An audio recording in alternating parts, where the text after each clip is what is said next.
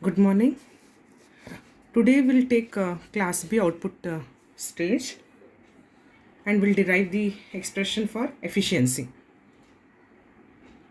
The class B output stage, it consists of two transistors. One is NPN and PNP.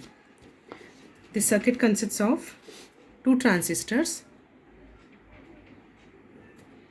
It consists of two transistors NPN named as QN here and PNP which is named as QP, which is shown here. This is a symbol of NPN where the arrow goes here, symbol of PNP where the arrow is like this way. And to this PNP minus VCC is given, to this NPN VCC is given here. Through RL is connected here, output voltage is measured at this point. V1 is applied here. How this works? This two transistors NPN and PNP, they are connected in such a way that they both cannot conduct simultaneously. They NPN and PNP, they will not conduct simultaneously. This will give you one cycle, this will give you next positive half cycle, this will give you other half cycle, like that it will be. So NPN PNP, they both, the connection is such that they both cannot conduct simultaneously. They cannot conduct simultaneously. One will be conducting, this is off. This will be conducting, this is off. How the operation will be?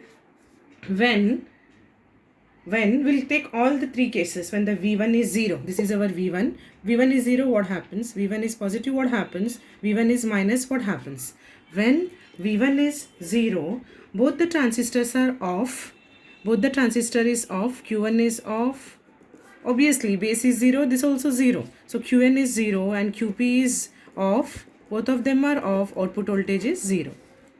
Next we'll take when V1 is positive. When V1 is positive, Qn conducts.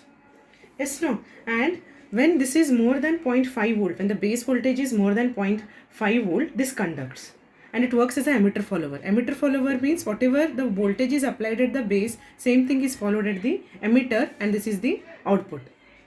When the V1 is positive, what happens? And when V1 is positive, V1 is greater than 0.5 volt, then Qn is on. Our NPN becomes on. This is off. Only this is on. Then Qn, this is on. This Qn works as emitter follower. What is the meaning of emitter follower? Whatever is applied at the base, same thing is available at the emitter. So output voltage will be observed. In this case, V0 is given as V1 minus base to emitter voltage of this. V1 minus VBEN. Same fashion, third case is when V1 is negative.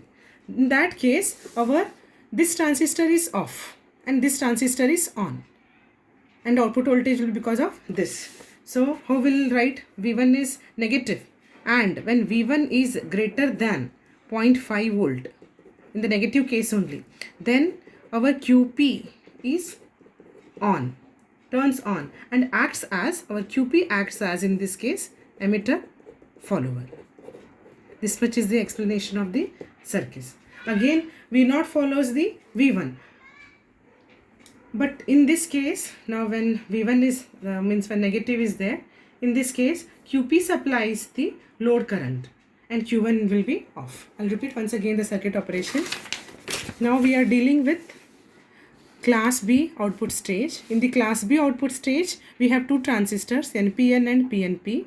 They are connected in such a way that only one will be conducting. Either this will be conducting or this will be conducting. Now we'll take three cases. First case is what? When V1 is 0. Second case, V1 is positive. Third case, V1 is minus. When V1 is 0, what happens? This is 0, this is 0, this is off, V0 is 0. When V1 is positive, this is conducting, this is off. So output voltage will be because of Qn. When V1 is negative, this is conducting. PNP will be conducting because we have PNP. This is N. So this is conducting. And Qn is off. QP is on. Now output voltage will be because of QP. Like this way, one cycle, positive cycle will be provided by this, negative cycle will be provided by QP. Now we'll take the transfer characteristic. Now what I have explained, above 0.5 volt, our one other transistor conducts. Which transistor? Qn conducts. So above 0.5 volt, Qn conducts. When you reach, then it is saturated. And below minus 0.5 volt, Qp conducts and is saturated. Saturated voltage for Qn is VCC minus VCN saturation. And for the Qp will be minus VCC minus VCEP saturation. Now, same thing we'll take with, this is the V1 voltage now. What happens when less than in this region? In this region, what happens to the circuit? Means between 0.5 and minus 0.5. In that region, we'll be having the crossover distortion. V1 will not take always 0, it will not take always 0.5, it will not take always minus 0.5. It may take 0.1, 0.2, 0.3 also. What happens in that case? For example, when V1 is 0.1, we'll say, then both the transistors are off. When both the transistors are off, we'll have a crossover distortion. Similarly, when it is minus 0.1, minus 0.2, minus 0.3, both the transistors are off. When both the transistors are off, we'll have a crossover distortion. Fine. Now we'll go for the mathematical part, the derivation for the power conversion efficiency. Now we'll go for the power conversion efficiency derivation. Power conversion efficiency. Now while calculating the efficiency, we'll neglect the crossover distortion. We'll take only the output voltage, the pure sine wave. We'll not consider in that when both the transistors are off, we'll have a crossover distortion. We'll be taking only the pure sine wave. In that case, the average load power PL is given as V0 square upon 2RL. This is the load power PL. The current drawn from each supply will consist of half sine wave. One transistor will give you one sine wave, other transistor will give you other sine wave. So we'll be having the peak amplitude of V0 by RL. Now when I want to calculate the average current drawn from each of two power supply will be average current which is drawn from each of power supply. We have two power supply. Each of two power supply will be having V0 upon pi RL. I will repeat, this is the load power V0 square upon 2 RL. Peak amplitude, whatever we get in a sine wave, I have shown like this way and then distortion and this way. The peak amplitude is given as V0 upon RL. We are neglecting this distortion and we are deriving this derivation. And the average current drawn from both the power supplies V0 upon pi RL. The average power drawn from each of the two power supplies. Now this is the average current drawn from the power supply. Now the average power drawn from each of two power supplies. How much average power is drawn? Which is PS is equals to V0 upon pi RL. This is the current into VCC. This is the average current drawn. The power drawn will be V0 upon pi RL into VCC. Since we have now here two sine waves, total power supply will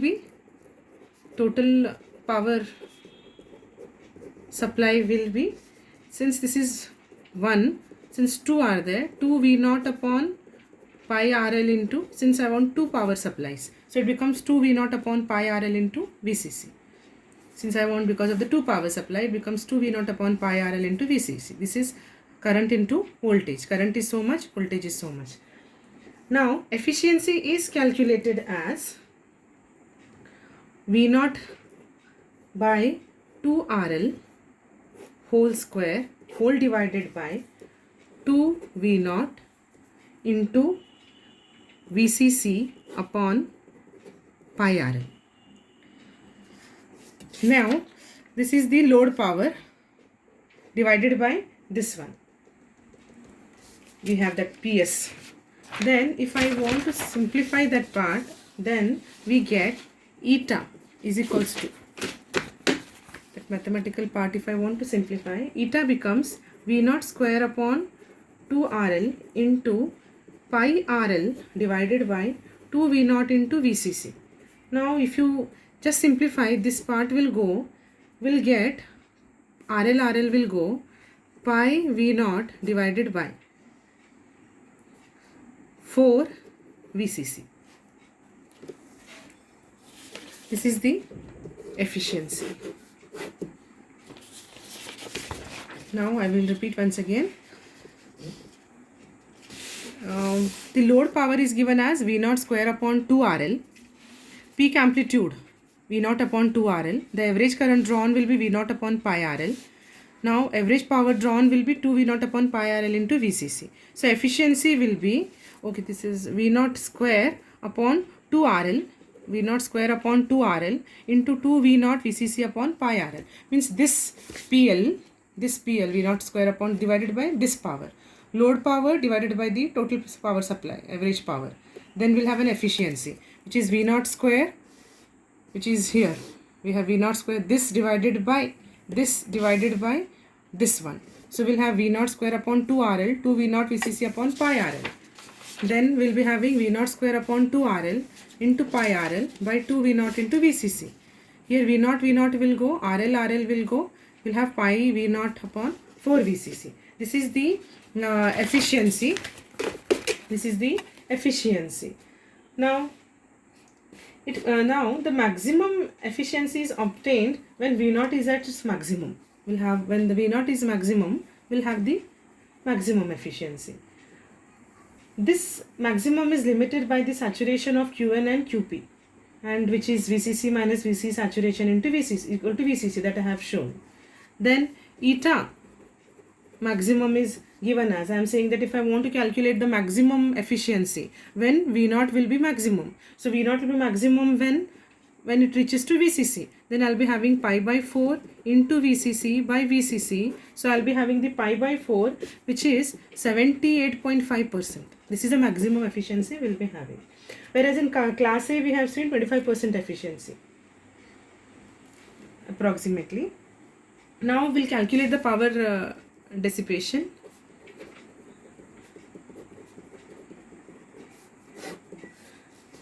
When an input signal is applied, the average power dissipated in the class B stage is given by, now if I want to calculate the power dissipated, which is given as total supply power minus the load power. PS is the supply power, PL is the load power.